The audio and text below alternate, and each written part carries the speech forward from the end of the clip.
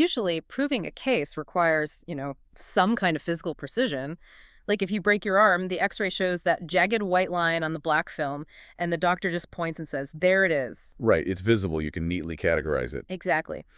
But today, Saturday, April 4th, 2026, we are looking at a text that completely breaks that x-ray machine. It really does. Uh, Because today is Holy Saturday in the Christian calendar, which is this profound day of waiting. yeah, the day between the crucifixion and the resurrection.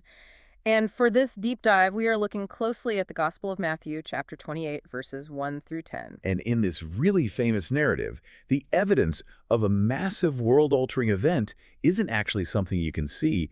It's what's missing. Which has to be incredibly disorienting for anyone. I mean, whether you're a first-century person or someone living today listening to this, we all rely on tangible proof. Oh, absolutely. Yeah. But this specific passage from Matthew forces the reader and, the people experiencing the event in real time to process an absolute void. Right, an empty space. Exactly. It takes us from a very quiet, very human moment of grief and just immediately plunges us into this chaotic subversion of everything the ancient world understood about power and life. And death, really. Because if you put yourself in the shoes of Mary Magdalene and the other Mary this morning, you aren't expecting a miracle. You are expecting a corpse. Yeah, the Sabbath rest is finally ended. It's just before dawn, and they were walking to a graveyard. It's a strictly functional, mournful visit, but then without any warning at all, the physical world just absolutely fractures. The text describes this massive earthquake. Yeah, an earthquake caused by an angel descending, rolling away the stone, sealing the tomb, and then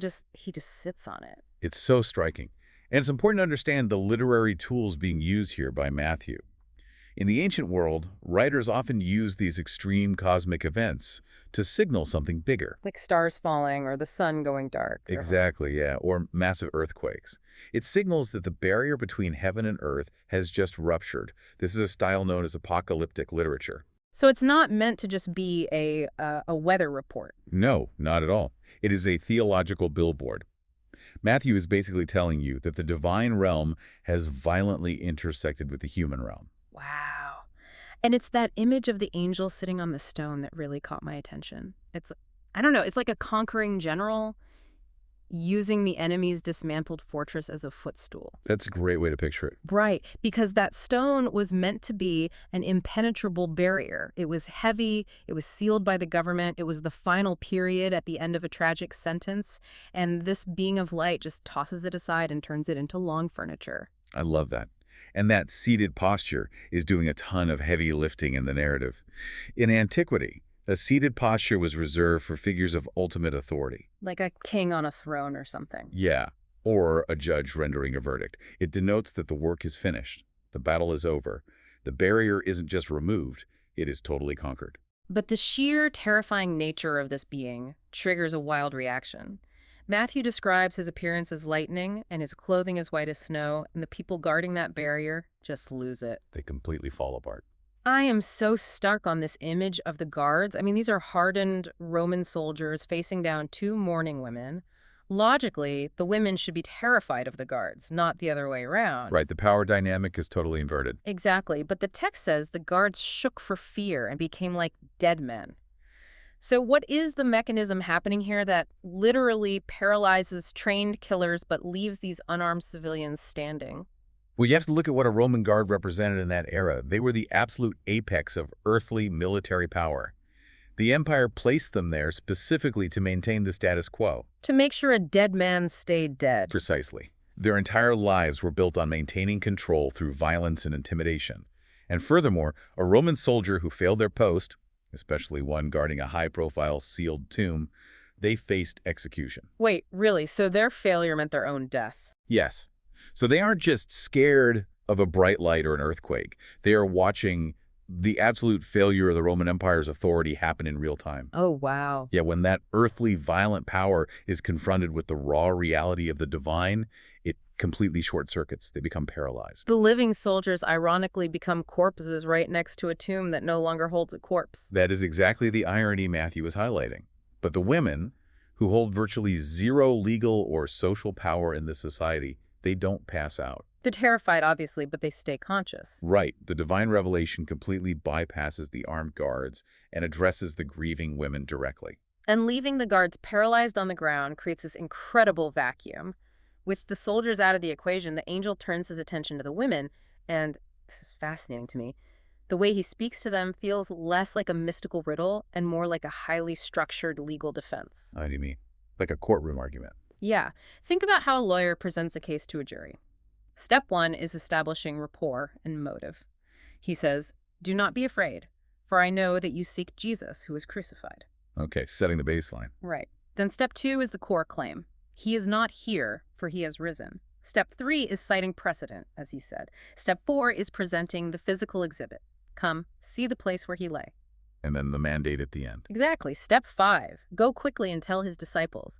It is this methodical, bulletproof, logical sequence. That is a really sharp way to look at it. It appeals to their reason just as much as their faith. It doesn't demand they blindly accept this impossible reality without grounding it first. It offers a sequence of logical steps. But the most crucial piece of that legal defense is the phrase you identified as the precedent.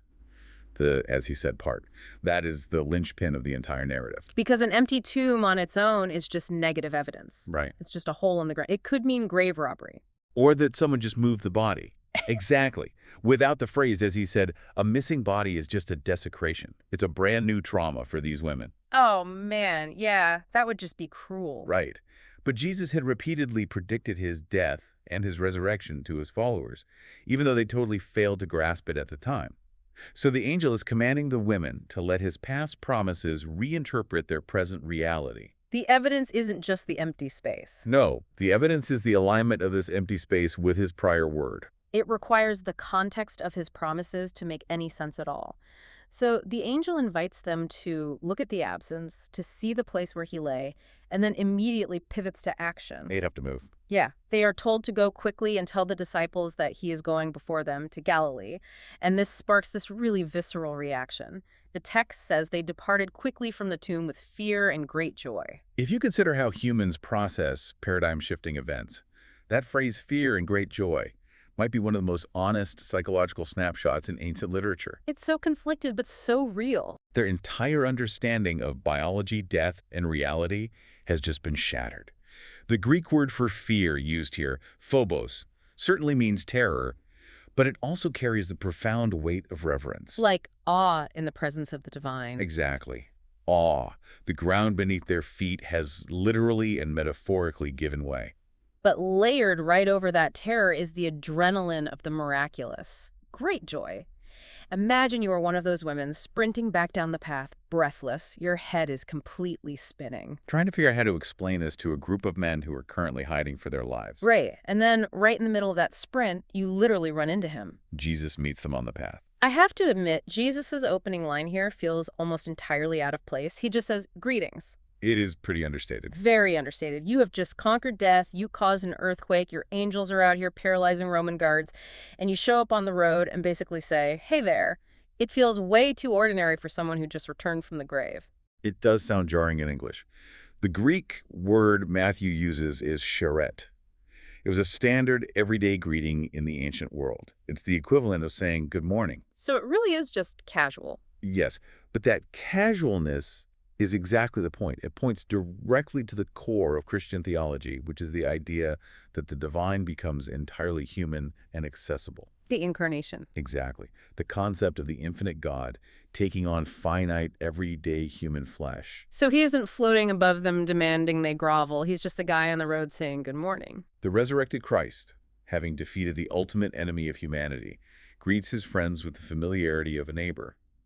It grounds the supernatural deeply into the fabric of everyday human relationship. And their reaction is immediate. They don't just wave back. The text says they came up and took hold of his feet and worshipped him. Taking hold of his feet is such a highly tactile, physical detail to include, and it's a vital defense mechanism for the text itself. A defense mechanism? How so? Well, in the early centuries after this event, there were movements that argued Jesus was purely a spiritual being, like an illusion or a ghost. Yeah, okay. By noting that the women touched his feet, Matthew is combating that idea entirely. He is insisting on a bodily resurrection. Ghosts don't have feet you can grab onto. Hallucinations don't have physical mass. They are touching the very flesh that just days prior was nailed to a piece of wood. The emotional weight of holding on to those feet must have been absolutely staggering. Yeah, it really must have been. But Jesus doesn't let them stay there. He gives them a final instruction that echoes the angel. He says, "Do not be afraid. Go and tell my brothers to go to Galilee, and there they will see me." Notice the urgency to move. Fear paralyzes, as we saw with the Roman guards who literally froze on the ground. Jesus requires forward momentum. But I don't quite get the geography of this command. Why Galilee? The temple is in Jerusalem. All the political power is in Jerusalem. Everyone is gathered in Jerusalem for the Passover. Why make your followers pack up and walk for days to a rural region up north? You have to look at the socio-political reality of Judea at that moment. Jerusalem is the epicenter of their trauma. It is the city where the religious and political authorities colluded to execute their leader. So staying there is dangerous. Very. Staying in Jerusalem meant staying in the crosshairs of the people who actively wanted them dead. So Galilee is, it's a sanctuary. It's a sanctuary, but it's also an origin point. Galilee is where Jesus first called these disciples. They were fishermen there. It's where they first heard him teach. Oh, that makes so much sense. By calling them back to Galilee, he is physically removing them from the jurisdiction of their immediate trauma and psychologically bringing them full circle. He's saying we're going back to where we began, but with an entirely new paradigm. That drastically changes how I view the flow of information in this story, because this is not a direct broadcast to the world from the steps of the temple. It is an incredibly fragile chain of custody. Highly fragile. Think about the risk involved here. An angel tells the women. The women have to go tell the male disciples. The male disciples have to believe the women whose testimony, by the way, was not even considered legally binding or reliable in that culture, and then pack up and travel for days to Galilee, entirely on the promise that they might see him. It is a profound exercise in trust at every single link in the chain. And consider the specific word Jesus uses when referring to the disciples. He tells the women, "Go and tell my brothers." Right, brothers, not cowards, not traitors. Exactly. Just days ago, these same men fell asleep when he needed them. They abandoned him to the authorities, denied knowing him, and fled in terror to hide. And yet the very first message he sends them isn't a reprimand. No, it is a total restoration of relationship. That is the real grace of the passage, I think. It's not just the conquering of biology and death. It's the immediate forgiveness of deep betrayal. The resurrection, as Matthew presents it, isn't merely about biological reanimation. It is about the restoration of all things, starting with those fractured human relationships. When you look at the entirety of these 10 verses, the journey is just breathtaking. We move from quiet, early morning grief at a sealed grave to an earth-shattering disruption of the physical world. We see violent authority completely neutralized. Yeah, the guards are out. We get a logical, step-by-step presentation of precedent from an angel. We feel the psychological whiplash of fear and great joy, leading to a deeply physical encounter on a dirt road. And finally, a forward-looking mission to leave the trauma of Jerusalem behind and start fresh in Galilee. It really does cover the entire spectrum of the human experience in just a few short paragraphs. Grief, terror, logic, joy, touch, trauma, and mission. And it forces you, as the listener, to think about how you process massive, unexpected disruptions in your own life. When the ground underneath you literally or metaphorically shakes, when the heavy stones you thought were permanent get tossed aside, how do you react? Do you freeze up?